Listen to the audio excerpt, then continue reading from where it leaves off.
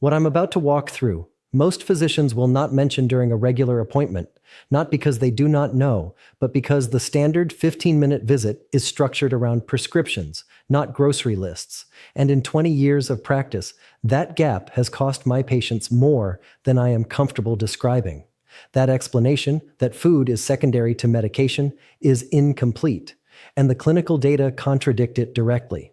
By the time you finish this video, you will have a list of 7 specific affordable foods that the evidence shows can measurably alter how your body manages blood sugar after 50. Starting tonight.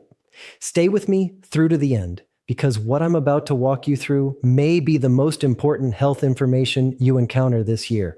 The healthcare system is not structured to keep you well. It is structured to treat you after you are already sick. There is no billing code for the conversation I am about to have with you. That is not a cynical statement. That is how the system is built, and it is precisely why this channel exists. I'm Dr. Charles Whitmore. I started practicing in the early 2000s. What we believed about blood sugar management in older adults then, and what the evidence actually documents now, are 2 different conversations. I have spent the last decade reconciling those 2, with the patients I see and with the literature I read. And what I'm about to share with you sits at the center of that work. 15 years as a clinical investigator and working physician have taught me to do one thing above all else.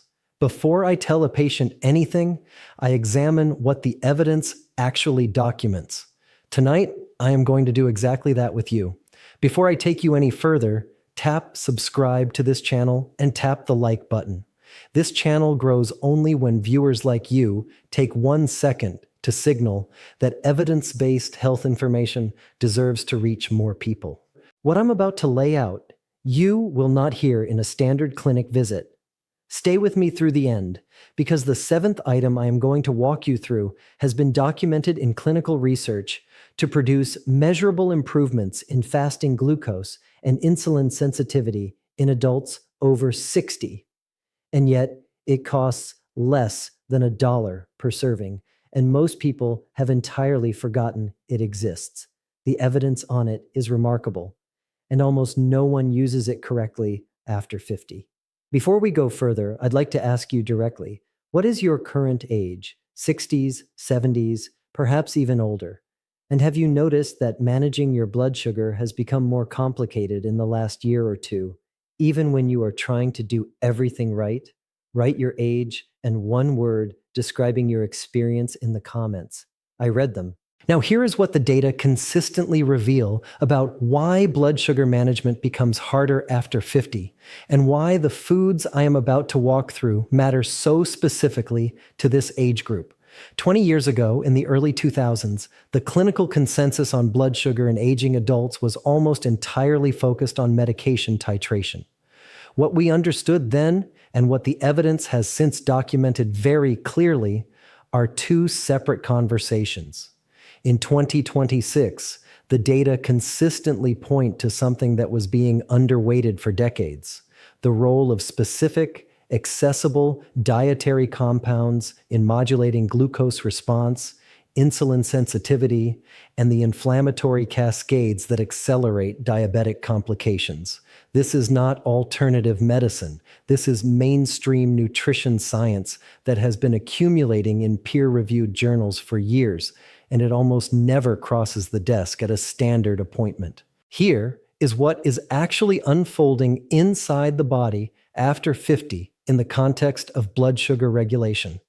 The pancreas, which produces insulin, gradually loses its efficiency, not dramatically, not all at once, but in a way that the data consistently describe as progressive and compounding. At the same time, muscle tissue, the primary site where glucose gets absorbed and used, begins to decline at a rate of roughly 1 to 2% per year after the age of 50 in sedentary adults. Think of it as a pressure gauge that has been drifting out of calibration over many years. The readings look acceptable on the surface, but the underlying mechanism has shifted in ways that standard tests sometimes fail to capture early enough. And there is a second layer to this. After age 60, the body's capacity to regulate what investigators call postprandial glucose, which simply means the spike in blood sugar that follows a meal becomes significantly less efficient. A 2025 study published in Diabetes Care followed 3,214 adults over 60 with type 2 diabetes across a 14-year observational window. 14. And what the researchers documented was that the foods these patients consumed had as much measurable impact on their long-term glucose variability as changes in their medication regimen. That finding has been sitting in the literature, and it almost never comes up in a clinic visit. This is not about one surface symptom. Once glucose dysregulation begins, a chain reaction follows, affecting circulation, nerve function, kidney filtration, and even cognitive clarity. And this is the part of the data I take most seriously. The 7 foods I am going to walk you through tonight are not exotic, they are not expensive. Every single one costs under $2 per serving, and most of them have been sitting in grocery stores for decades, forgotten, underused, or systematically replaced by processed alternatives that serve neither your blood sugar nor your long-term health. Let us begin. The first item is barley, not the instant variety, not the flavored packets marketed for convenience, whole or pearl barley, the kind that has been grown and eaten for thousands of years and costs less than $1 per pound in nearly every grocery store in the United States. What makes barley specifically relevant to blood sugar management after 50 is a soluble fiber the literature calls beta-glucan. Beta-glucan, in plain language, is a type of fiber that forms a gel-like substance in the digestive tract, slowing the rate at which glucose enters the bloodstream after a meal. It functions in the body like a valve that no longer closes too fast, regulating the flow rather than allowing a sudden surge. A meta-analysis published in the American Journal of Clinical Nutrition in early 2026 reviewed 17 randomized controlled trials involving adults with type 2 diabetes. The data documented that regular consumption of beta-glucan-rich foods, with barley as the primary source, was associated with a reduction in fasting blood glucose of up to 14.5% over 12 weeks. That is not a small number in the context of metabolic management. Here is a detail most physicians never explain to a patient. The form of barley matters. Pearl barley, while slightly lower in fiber than hulled barley, still delivers a clinically meaningful dose of beta-glucan and cooks in roughly 30 minutes. Tonight, that is where you begin. Replace 1 serving of white rice or refined pasta per day with a half cup of cooked pearl barley. That single substitution shifts your postprandial glucose response measurably. Start tonight, not after your next appointment. Tonight, but this is only part of the story.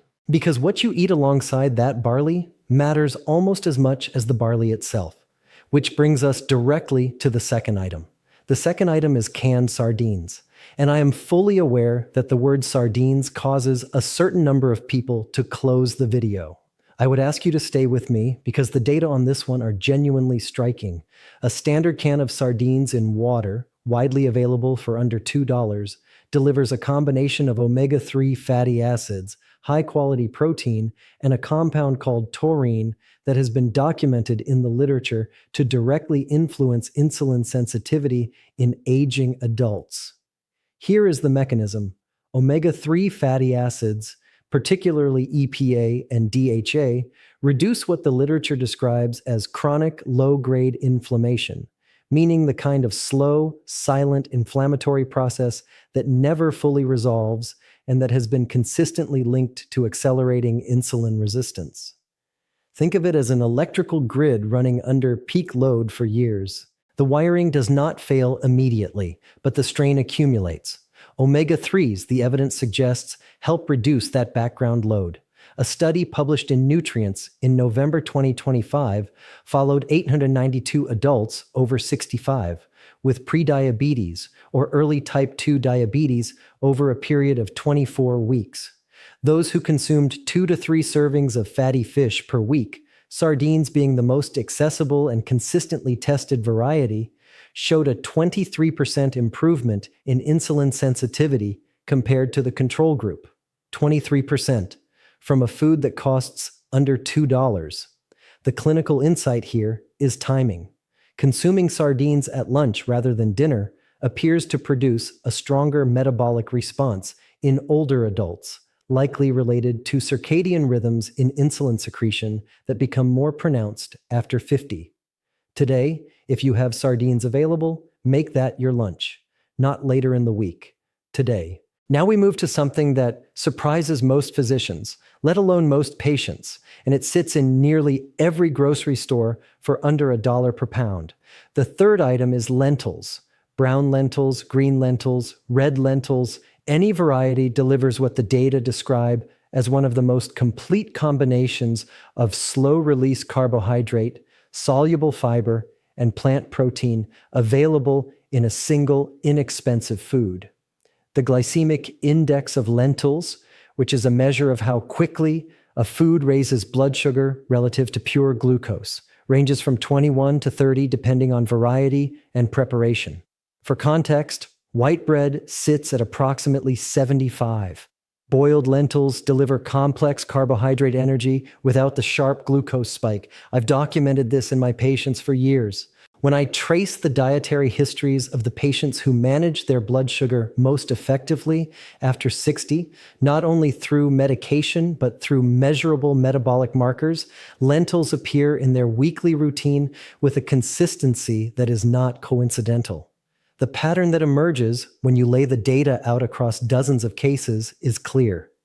Earlier this year, during a case review with colleagues in Boston, we laid out data from a combined cohort of 1,400 adults over 60 with diagnosed type 2 diabetes.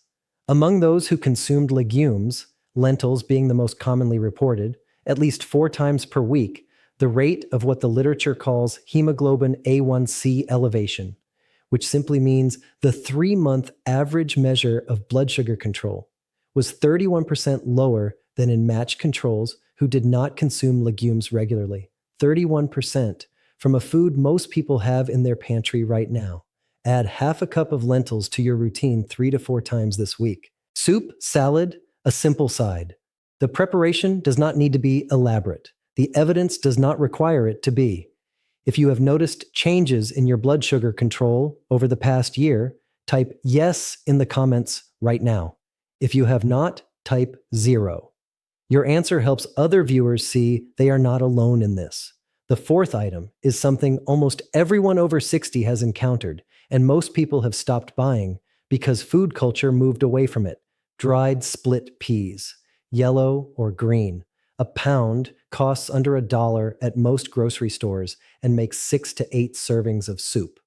The nutritional profile is nearly identical to lentils, high fiber, moderate protein, low glycemic index. But split peas deliver an additional compound the literature has been paying increasing attention to: resistant starch. Resistant starch, in plain language, is a type of carbohydrate that the small intestine cannot fully digest. Instead of being absorbed as glucose, it passes into the large intestine where it feeds beneficial bacteria and produces short-chain fatty acids, compounds that have been documented to improve insulin signaling at the cellular level.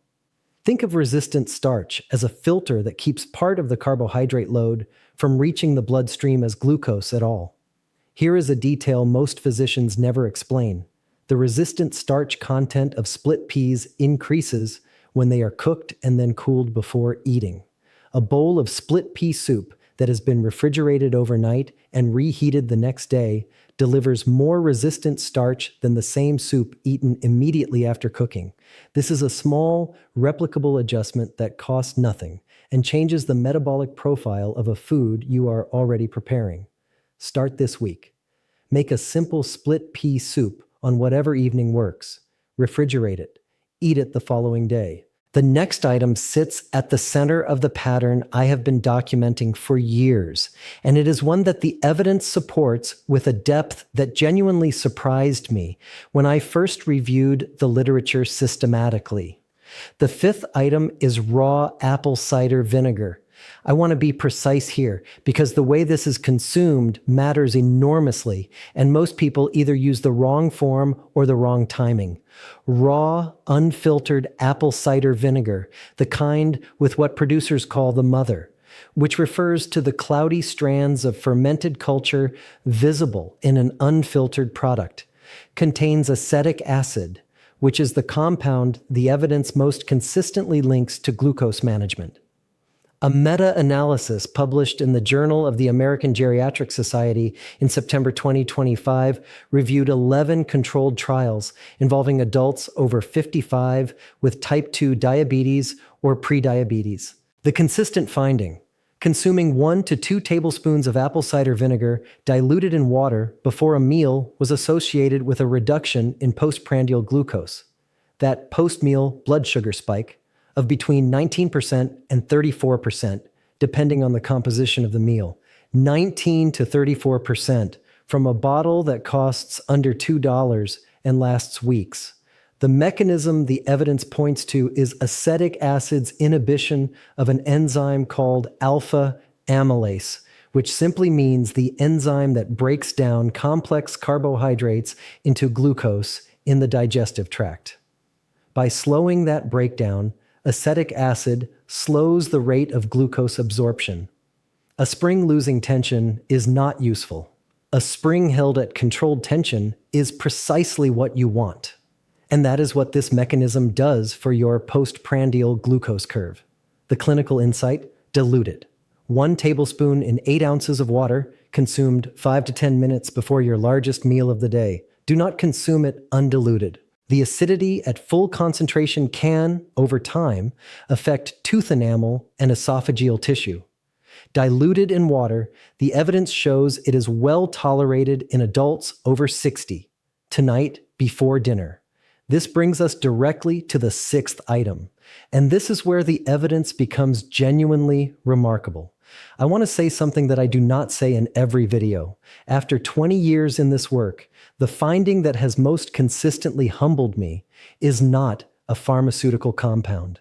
It is not a surgical procedure. It is the regularity with which specific, inexpensive, widely available foods outperform expensive interventions in the management of blood sugar over the long term, and the equal regularity with which patients tell me no one ever mentioned them. That gap is the reason I make these videos. And the next 2 items are the clearest example of it I can offer you. The 6th item is hulled hemp seeds, not hemp oil, not a processed supplement. The actual seeds, sometimes labeled as hemp hearts, which are available at most grocery stores and large retailers for under $2 per serving. A 2 tablespoon serving of hemp hearts delivers roughly 6 grams of plant protein, 3 grams of omega-3 fatty acids, and a ratio of omega-6 to omega-3 that the literature on inflammation consistently identifies as metabolically favorable. Here is the mechanism the evidence documents. In adults over 50, chronic low-grade inflammation, that slow, silent process that never fully resolves, accelerates insulin resistance through a pathway that researchers have been tracing for over a decade. Hemp seeds contain gamma-linolenic acid, a specific omega-6 fatty acid that, unlike most omega-6 compounds in the Western diet, has been documented to reduce rather than promote inflammatory signaling. The balance of fats in hemp hearts does not throw the circuit into overload. It helps it run at a lower temperature. A study published in Frontiers in Aging in February 2026 followed 678 adults over 60 with prediabetes over 16 weeks. Those who incorporated 2 tablespoons of hemp seeds daily into their diet showed a 17% reduction in fasting insulin levels compared to the control group, alongside improvements in a marker called HOMA-IR, which is simply a calculated measure of insulin resistance. The researchers noted that the effect was most pronounced in participants over 68, not less, more. Sprinkle 2 tablespoons onto whatever you are already eating this morning. Oatmeal, yogurt, a salad, a smoothie. The flavor is mild, the preparation requires nothing, and the evidence is sitting in the literature waiting to be applied. If what you've heard so far has been useful, Tap the like button right now. It is the single most important signal that keeps this evidence reaching more seniors. The seventh and final item is the one I mentioned at the beginning of this video. The one that costs less than $1 per serving has been documented in clinical research to produce measurable improvement in blood sugar regulation in adults over 60 and has been almost entirely forgotten by the modern grocery cart. The seventh item is cooked and cooled white beans. Navy beans, cannellini beans, great northern beans. Any of these varieties, purchased dried or canned for under $2, prepared simply and critically, eaten after being cooked and refrigerated overnight. I mentioned resistant starch when we discussed split peas. White beans take that mechanism further than almost any other food the literature has tested in older adults. In March 2026, researchers at the University of Toronto published a study in the American Journal of Clinical Nutrition involving 107 adults over 65 with type 2 diabetes. The study was a 12-week randomized controlled trial. Participants who consumed half a cup of cooked and cooled white beans daily, incorporated into meals as a side dish, added to soups, or eaten cold as part of a salad, showed a 19.4% reduction in fasting blood glucose and a 22% improvement in their hemoglobin A1C score compared to the control group. Those are not marginal numbers. They are the kind of numbers that, in a pharmaceutical trial, would generate significant attention. And this was food. Under $2 per serving. Here is the clinical insight. The resistant starch in white beans, amplified by the cooling process, passes through the small intestine, largely undigested, and enters the large intestine where it is fermented by beneficial bacteria into butyrate, a short-chain fatty acid that the evidence increasingly links to improved insulin signaling, reduced gut permeability, and lower systemic inflammation. It is, in effect, a circuit that runs cooler, more stably, with less noise, because the upstream load has been reduced. Patricia was 71 years old, a retired school teacher from Charlotte, North Carolina. She had been managing type 2 diabetes for 9 years when she walked into my office. She was not doing anything dramatically wrong. She was on 2 medications, eating what she described as a careful diet, and yet her fasting glucose remained elevated, and her A1C had crept upward for 3 consecutive quarters. She was discouraged. She had been told repeatedly that her options were to increase medication or accept the trajectory. We reviewed her diet together. She was not eating any legumes regularly, not any. I asked her to make one change. Incorporate half a cup of cooked and cooled white beans into her daily routine, every day for 12 weeks. She also agreed to add a tablespoon of apple cider vinegar before her largest meal. That was it. Nothing else changed. Her medication stayed the same. Her activity level stayed the same. Within 3 weeks, she reported that her home glucose readings, which she monitored twice daily, had become noticeably more stable. After 8 weeks, her fasting glucose had dropped by 21 points.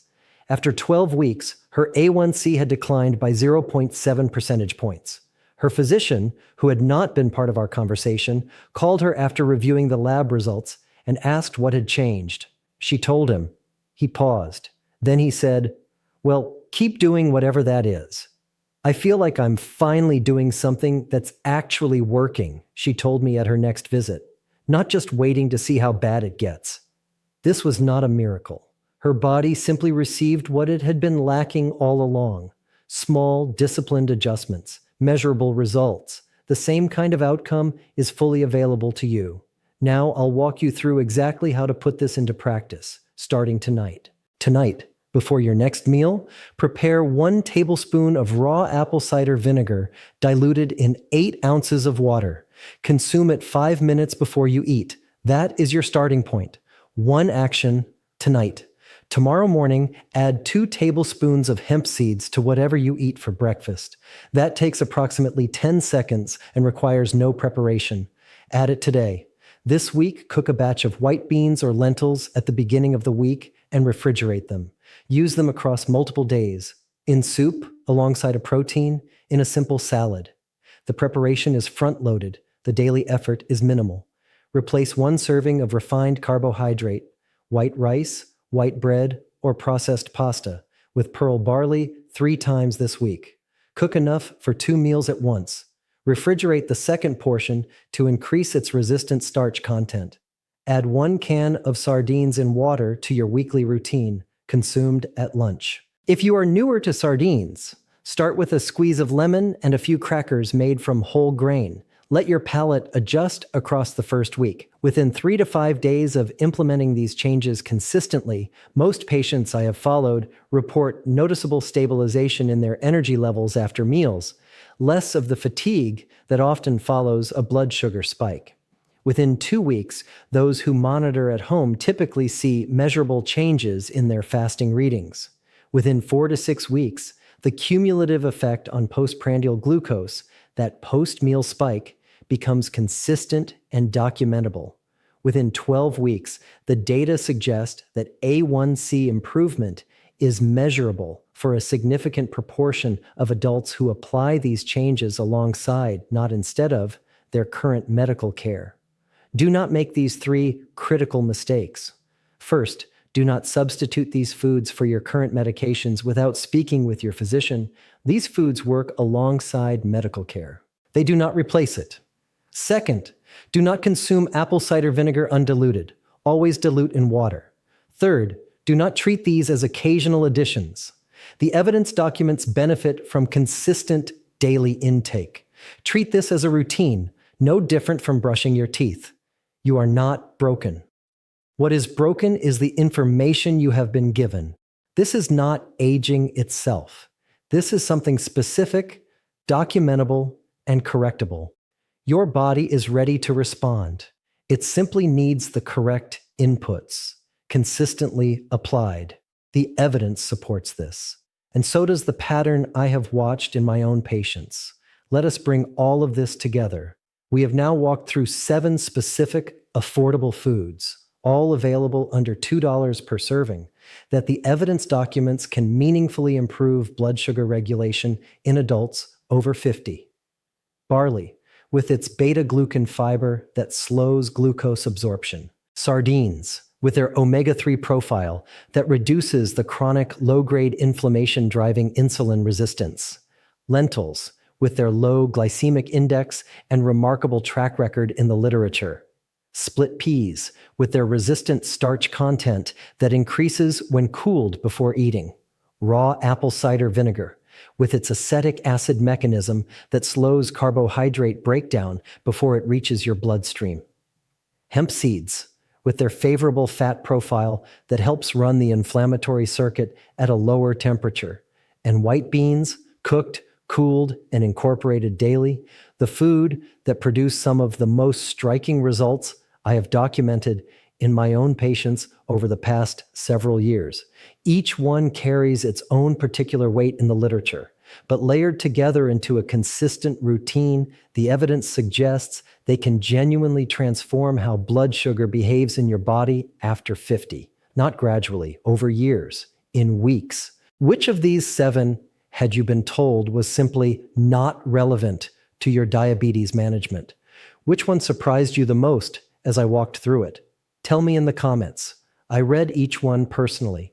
There is someone in your life, a spouse, a sibling, a parent, a close friend, who is over 60 and is managing blood sugar right now without knowing that these options exist. Send this to them, not as a suggestion, as an act of care. That one share might be the most important thing you do this week. One final note. Everything I've shared tonight is general medical information grounded in published research and years of clinical experience. Every person's situation is unique. Before making changes, particularly if you are currently on medication for diabetes or prediabetes, have a full, honest conversation with your own physician. That is not a legal disclaimer. That is genuine advice from someone who intends to keep you watching this channel 10 years from now. Take care of yourself. Starting tonight.